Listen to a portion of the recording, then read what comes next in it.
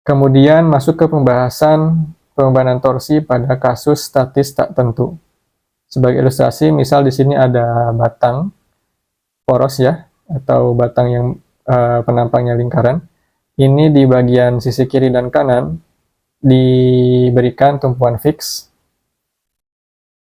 dan di bagian tengahnya terdapat pembebanan torsi sebesar 40 Nm.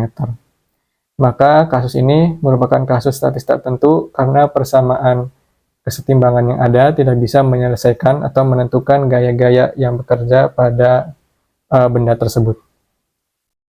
Sebagaimana di sini, jika dibuat diagram benda bebasnya, maka TA dan TB ini tidak bisa diselesaikan dengan persamaan kesetimbangan saja.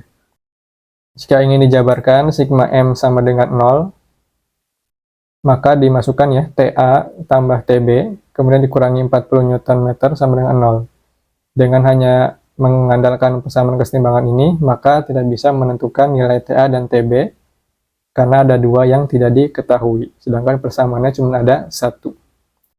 Kemudian konsekuensi lanjutannya, dengan tidak bisa mengetahui TA dan TB, juga tidak bisa mengetahui torsi internal jika dipotong di bagian yang ingin ditinjau. Oleh karena itu, untuk bisa mengetahui nilai TA dan TB, maka diperlukan pendekatan tambahan, yaitu dengan menggunakan sudut puntiran. Jika diperhatikan, ujung dari benda ini itu di bagian A dan B-nya dikenakan tumpuan fix, sehingga sudah pasti tidak bisa bergerak kemanapun seluruh titik yang ada di sana. Dalam arti, tidak akan terjadi sudut puntiran, yang mana bisa ditulis juga V, atau sudut puntiran misalnya titik A terhadap titik B itu sama dengan 0. Karena memang tidak ada yang bisa bergeser di sana, disebabkan oleh tumpuan fix di kedua sisinya.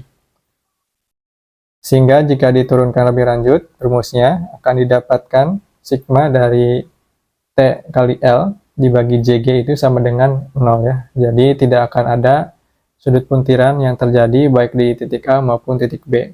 Nah, dari kedua persamaan ini nantinya bisa digunakan untuk menghitung TA dan TB, gitu ya. Untuk lebih jelasnya, nanti juga akan ada pembahasan soal terkait kasus statis tak tentu pada pembebanan torsi, sehingga nanti bisa dilihat saja video yang berkaitan. Lalu selanjutnya pembahasan terkait torsi pada penampang non-sirkular. Karena umumnya torsi ini dibebankan pada benda-benda yang memiliki penampang sirkular, namun juga tidak menutup kemungkinan bisa terjadi pada penampang yang punya bentuk non-sirkular.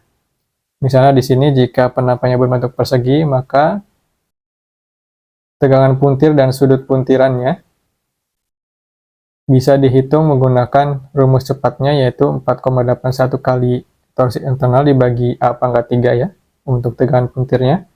Dan begitu juga persamaan untuk sudut puntirannya. Sama halnya dengan penampang yang segitiga, sudah ada rumus yang bisa digunakan untuk tegangan puntir dan sudut puntiran. Terakhir, di penampang yang berbentuk elips, bisa juga menggunakan persamaan ini, dan juga sudut puntirannya bisa menggunakan persamaan yang panjang.